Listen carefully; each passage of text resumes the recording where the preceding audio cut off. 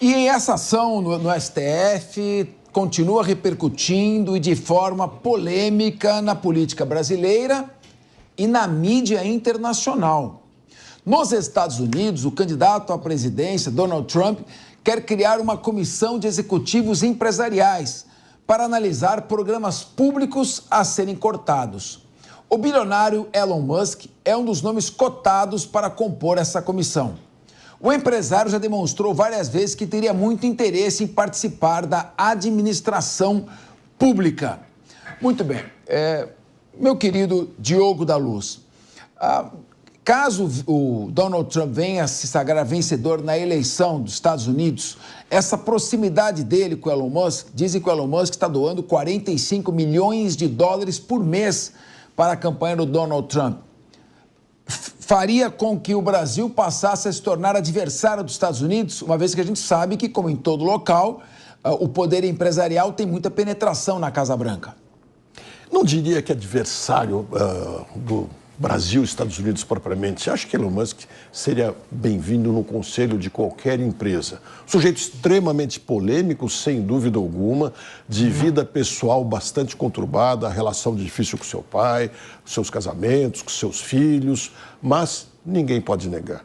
Um gênio, uma capacidade empreendedora que raríssimas vezes, talvez nunca tenhamos visto na vida. Ele chega a conseguir colocar a internet de uma forma relativamente barata, e certamente será mais barata ainda no futuro, em todos os cantos do mundo, coisa que ninguém imaginava um tempo atrás. Está praticamente banalizando as viagens espaciais e planejando que as pessoas possam viver em Marte. Isso, um privado. É a empresa dele de foguetes que mais lança foguetes e satélites no mundo, mais que qualquer outro país, mais que o próprio Estados Unidos. Portanto, é um sujeito de muita competência, mesmo que a gente considere as instabilidades que ele possa ter. Acho que ele pode contribuir para o governo americano e não creio que ele vá ser um revanchista com o governo brasileiro de forma alguma pelas questões da sua empresa. Acredito que ele será muito mais um sujeito que contribuirá. Meu querido Guilherme Mendes, concorda com o Diogo da Luz que não haverá revanchismo e o amor prevalecerá? Bom, primeiro, Donald Trump precisa ganhar a eleição, não é? Antes, agora, na última pesquisa, isso está se tornando cada vez mais difícil. Caso ele ganhe, ele tem que constituir o conselho, tem que convidar o Musk tem que aceitar. E, fatalmente, o presidente Trump vai saber honrar a sua cadeira e não vai misturar situações empresariais com situações de interesse do governo americano. De modo que não acredito que haja nenhum tipo de retaliação, caso essa hipótese remotíssima venha a acontecer, de constituição e participação do Musk num conselho qualquer de consultores ou de executivos que venham a aconselhar o presidente Trump. Capê, só para deixar bem clara aqui a situação, não é porque é um bilionário, não é porque é um gênio, não é porque é absolutamente nada, fosse ele um burro, um ignorante, um analfabeto, teria que se submeter à lei brasileira, como qualquer outro cidadão. A lei que determina que uma empresa tem que atuar com um representante legal constituído no país. E aquilo que você falou, João, colocando o jogo do tigrinho, as bets, site pornô, qualquer coisa que gire no Brasil sem representante legal, basta se recorrer ao judiciário e pedir para que a suspensão, né? Não no Supremo. A suspensão dessas empresas, que a ordem judicial vai sair. Na sabe o que vai acontecer? No Supremo. Não importa, o judiciário é uníssono. O judiciário é nisso. O juiz de primeira instância e o ministro do Supremo, eles decidem com o seu livre convencimento com base nas leis. Mas, Guilherme, eu acredito nisso. Há uma série de empresas que não tem... Desculpe, há uma série de empresas que atuam sem ter representante no Brasil. Quando presidiu o PROCON, você não conseguia achar o representante da empresa para multar. E não é que o judiciário atua nisso. Você sabe que isso não é verdade. Como não? E mais, que o judiciário atua nisso. Onde é que está na lei dizendo que a empresa que não tiver representante legal, ela tem que ser banida, suspensa, e os seus usuários têm que ser multados. Onde está escrito isso? Está escrito que ela tem que ter um representante. Aonde? E no caso que Mas onde está escrito que a pena para isso é receber o afastamento ou a dissolução da empresa? Em lugar nenhum. Ou a suspensão das suas atividades? Num caso de uma empresa que pode, como o João bem colocou, atingir a honra, a credibilidade e, sobretudo, o valor da democracia, como é o caso do X, não resta outra alternativa. Eu deixo a pergunta para o João. Se eu entrasse agora no meu perfil do Twitter e o ofendesse, dissesse qualquer tipo de impropério, qualquer tipo de calúnia, e você entrasse com uma medida judicial pedindo para que o meu post fosse apagado e eu tivesse que me retratar publicamente, eu te pergunto, João, você ia mandar citar quem? Rogatória, que é o que diz a lei. Rogatória é o que diz a lei. Para quem? Para quem? Para a sede do X, eu não sei em qual cidade fica lá nos Estados Unidos. Então, é o que eu estou te falando. Só que até aí isso acontecer, que... sabe o que aconteceu com a sua reputação? Acabou. Você é um morto. Você é um então cara vamos que derrubar não tem, a plataforma, você é um cara que não Supremo tem, Tribunal Federal. Não tem mais Pera um pouquinho, calma. Faz sentido esse A pessoa que usou a plataforma, ela usou um IP, ela pode ser identificada. Sim. No momento que você identifica essa pessoa, existem ações criminais, calúnia, injúria, difamação, e nas quais a pessoa imediatamente pode se retratar e escrever a retratação no próprio local. Tem ações de indenização por danos morais. Então, qualquer pessoa, já aconteceu comigo, mas desde que eu contrato um advogado, peço a instauração do inquérito policial, o delegado pede a um juiz de primeira instância a quebra do IP, é identificado o ofensor. E depois eu te mostro, tem uma lista de caras que xingaram e hoje viraram fãs de carteirinha. Você vê a diferença entre a ofensa e o elogio. Nada como uma boa pena da justiça. O que nós estamos falando é uma ação prévia, uma censura prévia. Então eu desativo para que ninguém use essa rede social. Todo brasileiro... Porque é uma rede legal. Sim, mas se todos são iguais perante a lei, aquele que é um ofensor que não tem foro privilegiado tem que ser processado e investigado na primeira instância, como qualquer um. Nós não estamos falando de ofensa. Isso, nós estamos falando de democracia. Não, isso não é democracia. Nós estamos falando de uma empresa que opere legalmente, só Ela isso. operava legalmente até começar a falar, derruba todo mundo que foi tirada do ar do âmbito de um inquérito investigativo. Inquérito no Supremo, que já é uma excrescência por si só. Aí é outra discussão, João. Não é outra discussão, mas veja, você vai recorrer a quem do inquérito? Ao próprio Supremo, olha aí. Hoje a turma se reuniu e manteve a decisão do... Mas foi aquele debate público ou foi virtual? Guilherme, o mecanismo legal para fazer cumprir uma ordem judicial é a multa diária. Você dobra a multa, triplica a multa e depois você vai cobrar essa multa da onde a empresa está sediada. Vai carta rogatória, como se faz com qualquer pessoa. Eu tô dizendo, na democracia, existem ritos a serem seguidos. Nós temos uma Constituição, nós temos lei, nós temos o devido processo legal. Senão você está defendendo a democracia não pelos meios democráticos. Esse é o debate que nós estamos discutindo aqui. Sem dúvida. Agora, não dá para comparar uma empresa que você não acha a sede, que importa cigarro eletrônico ou qualquer outra bobagem aqui na 25 de março, com uma rede social que tem o poder de mobilizar pessoas para invadir um parlamento. Não dá para comparar. Então, é muito bonito esse discurso, manda carta rogatória. Quem já advogou e sabe a dificuldade que é conseguir expedir uma carta precatória, ou seja, para ser cumprida dentro do próprio país. Que dirá rogatória? A precatória é bastante rogatória. simples.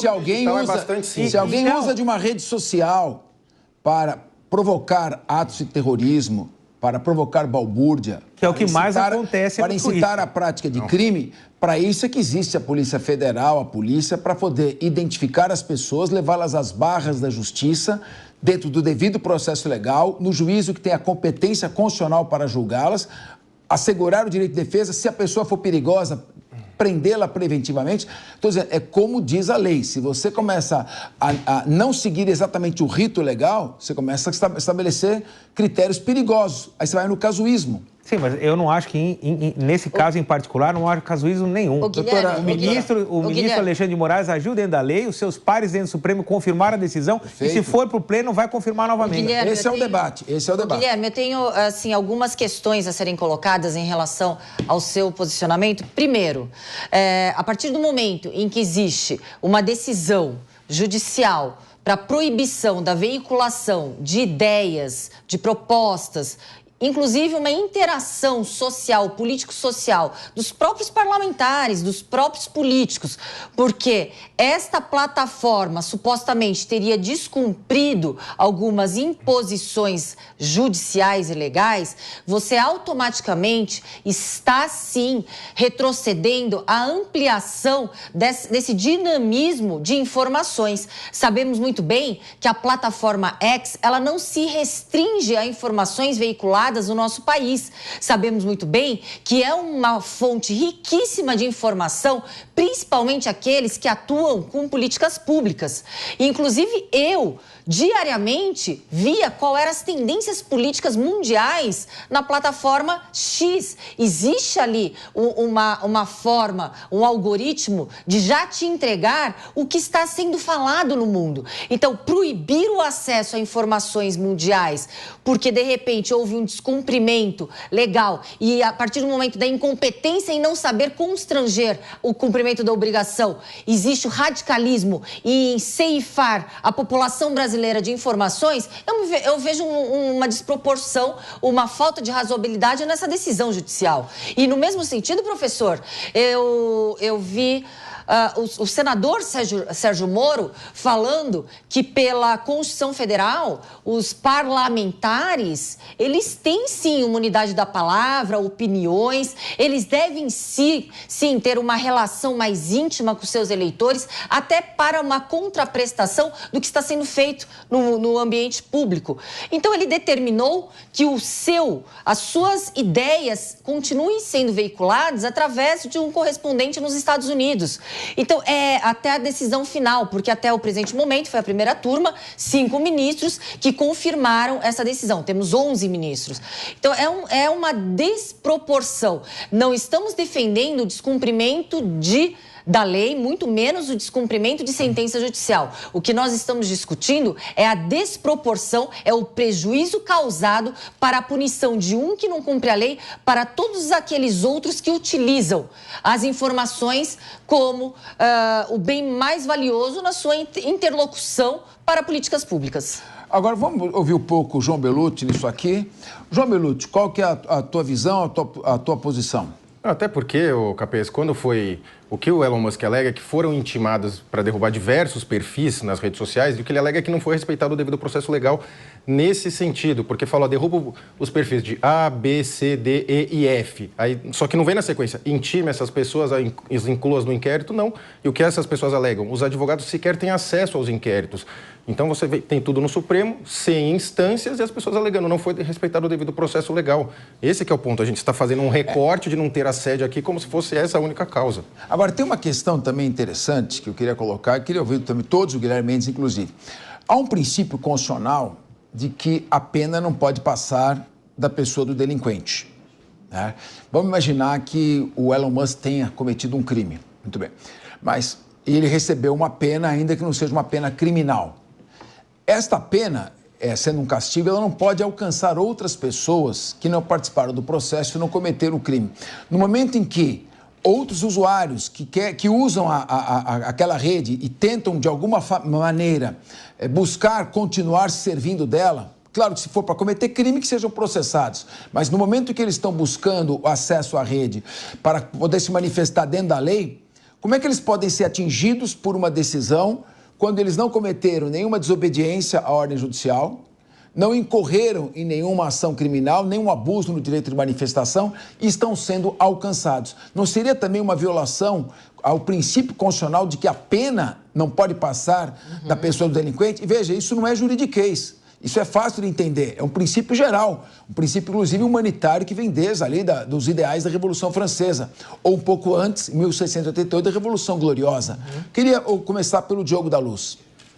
Claro, Capês, acho muito boa essa colocação, mas antes eu preciso esclarecer 2 pontos que o Guilherme trouxe aqui. Aquele empregadinho do Elon Musk que você se referiu é Linda Iacarino. É formada na Universidade Estadual da Pensilvânia, tem um currículo vastíssimo em comunicações e não me parece que seja um empregadinho de ninguém. Ela é a presidente e ela responde pelo Twitter, para deixar bem claro. E quando você diz que é preciso fechar, porque poderia haver ameaça de difamar pessoas e acabar com a imagem delas, eu me lembro que nós temos a escola base aqui e não fecharam nenhum veículo de imprensa por causa disso. E inúmeros casos de difamação, de calúnia, que acabaram com a reputação das pessoas feitas por brasileiros dentro do Brasil, e não é isso que mudou as coisas. Portanto, dizer que a questão de fechamento do Twitter tem que ser para proteger as pessoas de serem difamadas não tem o menor sentido. Nada. E corroborando o que o Diogo está falando... Raquel, só para avisar uma coisa importante. Sim. São 14 horas e 31 minutos. Repita. 14h31. Vai você. Só para corroborar a sua fala, eu queria fazer uma analogia, um comparativo, um paralelo. com a segurança pública, com a polícia, por exemplo. A gente sabe de forma prévia que existem criminosos, são criminosos de varejo, que eles atacam e praticam crimes e dão uma potencialidade naquela prática do crime, atingindo poucas pessoas. Existem criminosos de tamanha prática criminosa, como facções criminosas, vamos falar do PCC, atingem toda uma coletividade, destroem um país, ultrapassam fronteiras nacionais. Então vamos fazer um paralelo. Nesses criminosos, que o resultado é muito grave para a nossa soberania, vamos então condená-los rasgando a Constituição, rasgando o processo penal, rasgando direitos humanos, torturando, perseguindo, pegando nas suas casas, proibindo toda uma coletividade a ter acesso a determinado local porque queremos puni-lo. Vamos impedir a circulação de pessoas, por quê? É o mesmo raciocínio que o Guilherme fez. Já que o crime, ele flexibiliza, ele deixa vulnerável a nossa soberania nacional, vamos então rasgar leis e constituições, vamos torturar e perseguir esses integrantes de facções criminosas que, sim, abalam a nossa democracia. E voltando nessa questão trazida pelo Capês, de punir não quem está no processo, vamos imaginar o seguinte: o administrador de uma estrada que leva São Paulo a Santos, vamos dizer, ele comete uma série de infrações administrativas, porque foram administrativas as questões do X. Então, o que se faz? Multa ele. Ele não cumpre a multa e segue desafiando a justiça. Fecha-se a estrada?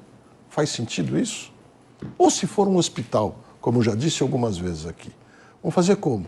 A direção do hospital falha administrativamente, não cumpre certos regulamentos e seja o que for, não paga impostos e tal. Então vamos fechar rapidamente o hospital e deixar a população sem atendimento?